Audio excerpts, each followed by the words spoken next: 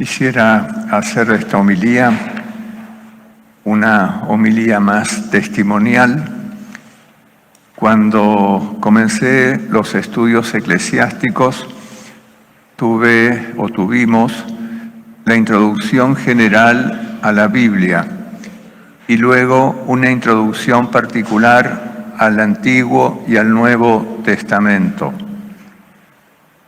A mí me prendió enseguida la palabra de Dios, sentí una inclinación muy profunda por esa palabra que Dios había pronunciado para que los hombres le escucháramos.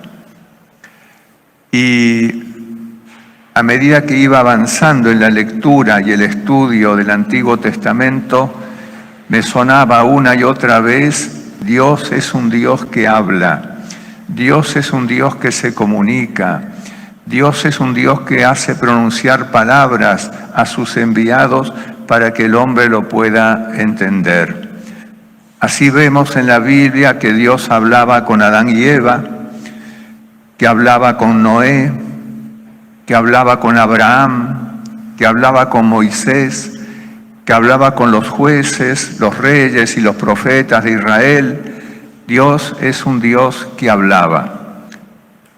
Entre esas palabras de Dios del Antiguo Testamento hubo dos frases que me conmovieron profundamente en primer lugar.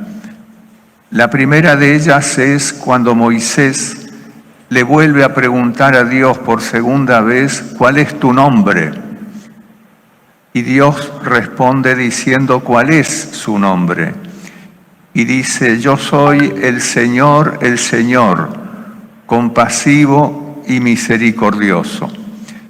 El nombre de Dios es compasión y misericordia. El nombre de Dios es amo con un amor de compasión y de misericordia. Luego vino una segunda frase que es un imperativo, unas palabras que Dios dice a la ciudad de Jerusalén, pero Jerusalén es un símbolo de todas las ciudades de la tierra y también del cielo. Y Dios le dice a Jerusalén: yo te amo. Es una declaración de amor de Dios a la ciudad de Jerusalén, la ciudad santa, y a todos los que creían en la presencia de Él ahí. Ese yo te amo es una declaración de amor de Dios a cada ser humano. Si nosotros realmente recibiéramos en el corazón esta declaración de amor de Dios, cuánto nos cambiaría la vida, qué distinta sería nuestra vida vivida al ritmo de ese amor desmedido. Cuando me ordené sacerdote, un grupo de la juventud masculina de Schoenstatt de aquella época, 50 años atrás, me regalaron un póster que tendría 1 metro por 60 centímetros y que tenía en primer plano una playa llena de arena, en segundo plano una red, en tercer plano una barca y al fondo el mar y el cielo azul. Y escrito estaba: yo te haré pescador de hombres. Ese póster lo colgué en mi oficina y me fue pasando algo particular, porque cada vez que entraba y salía o lo veía, era como que algo no me cerraba dentro, hasta que un día me salió espontáneamente decir: yo no me siento pescador. Entonces, ¿qué me siento? Me siento sembrador. Me siento sembrador, ¿por qué? Porque Jesús, que es el gran sembrador, sembró la palabra.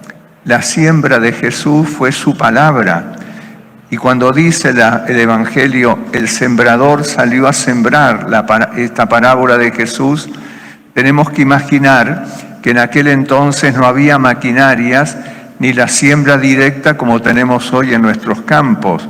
Se sembraba al voleo, es decir, se tiraba la semilla y la semilla iba cayendo en distintas tierras. Quizás por mis ancestros unidos a la tierra, sentí que yo era un sembrador, que tenía la mejor semilla del mundo y que mi misión era sembrar esa semilla en el corazón de mis hermanos. Pero tuve que aprender a ser sembrador. El sembrador, una vez que deposita la semilla en la tierra, ya no es dueño de la semilla. El sembrador puede hacer algo para que la tierra sea más amable con la semilla, pero no puede determinar todo lo que la tierra va a hacer con la semilla. En el fondo, la tierra que recibe la semilla de la palabra de Dios es el hombre, es el corazón del hombre. Y yo no puedo trabajar a fondo el corazón de ningún hombre porque es el reducto de su libertad.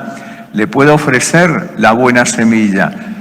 Está en él o en ella acoger la semilla, pero está en él y en ella, además, ayudar a que la semilla germine y vaya produciendo buenos frutos. Bien, eso marcó de tal manera mi vida que tomé una palabra, una frase del profeta Isaías, que ya la había puesto en la invitación a mi ordenación sacerdotal. Y dice así la palabra de Isaías: el Señor Dios me dio lengua de discípulo para que le haga saber al cansado una palabra de aliento.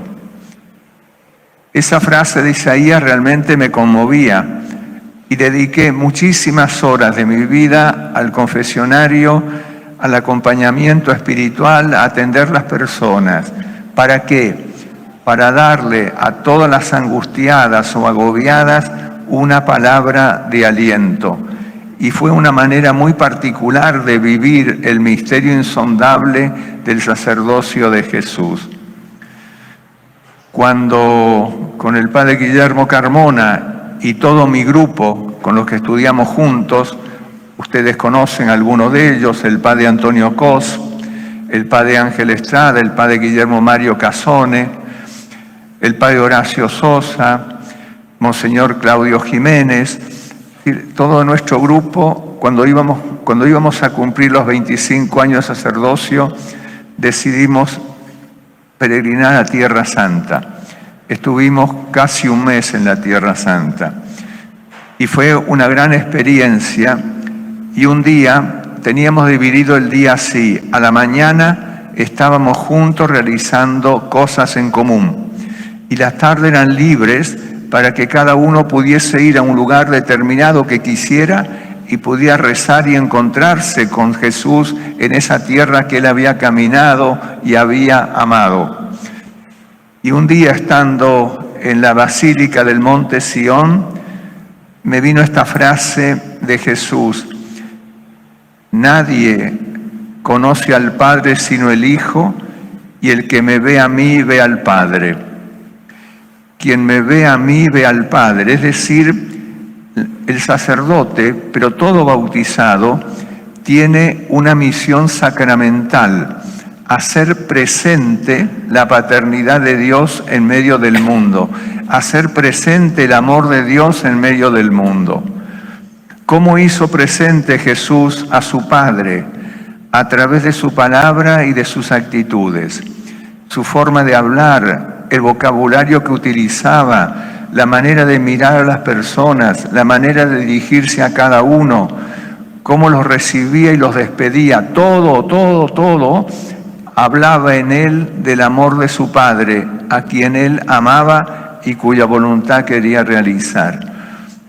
Y esa frase de Jesús también me marcó mucho. ¿Por qué? Porque me hizo hacer un examen de conciencia. ¿Qué irradio yo en mi vida sacerdotal?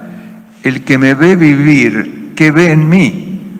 Tiene que ver algo del Padre. Como verlo a Jesús era verlo totalmente al Padre. En cada sacerdote tiene que haber algo del Padre. Y convengamos que Jesús tiene que haber sido muy paternal para que pueda decir: el que me ve a mí ve al Padre. Y eso a veces nos olvidamos. Todo Jesús habla de su Padre.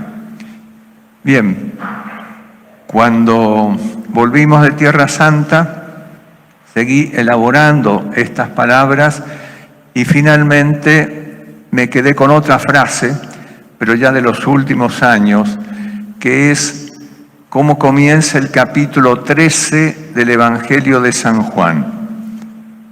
El apóstol escribe: habiendo amado a los suyos que están en el mundo, los amó hasta consumirse de amor por ellos. Se refería a Jesús y a la pasión que iba a vivir Jesús. Bueno, me dije a mí mismo, estás en la tercera edad de la vida. Y la tercera edad de la vida, de tu vida, debiera estar marcada particularmente por esta frase: habiendo amado los suyos, los amó hasta consumirse de amor por ellos. Y esta es una alegría. Estoy en la edad feliz de consumirme de amor, es decir, de darme hasta el final.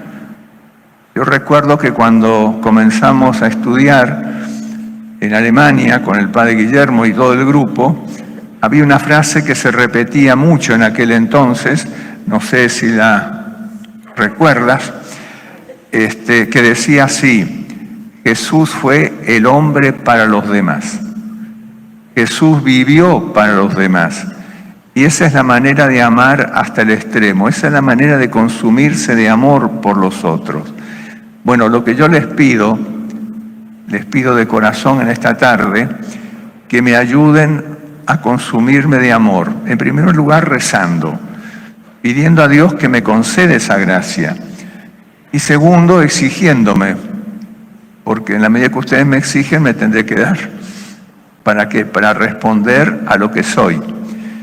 Por eso estos 50 años de sacerdocio, que han sido muy felices, que realmente no me puedo imaginar de otra manera en la vida, es una etapa fundamental y quiero vivir esta etapa hasta el final. Recuerdo que cuando pienso estas cosas, recuerdo cómo murió el padre José Kentenich, el fundador de nuestro instituto y del movimiento de Schoenstatt. Él celebró su última misa en una iglesia, una gran basílica que está en el monte de Schoenstatt, donde nuestras hermanas de María tienen su casa generalicia. Él celebró esa misa para un número muy grande de hermanas que comenzaban sus ejercicios espirituales. Y el padre tenía que hablarles. Cuando el padre termina la misa, vuelve a la sacristía, se alcanza a quitar los ornamentos y apenas terminó de sacarse los ornamentos, se inclinó para hacer la acción de gracias por la misa que había celebrado. Y en ese momento su cuerpo se aflojó y se fue cayendo, tuvo un síncope cardíaco y falleció. Y yo me dije, el Padre murió consumiéndose de amor. Es decir, Dios le dio la gracia de morir en un día de la Virgen de los Dolores, y le dio la gracia de consumirse de amor. Es decir, cumplió su tarea sacerdotal. Bueno, pidan para mí, pidan para todos nosotros, los padres de Schoenstatt, y para todos los sacerdotes, que podamos vivir así hasta el final de nuestras vidas. Que así sea. Amén.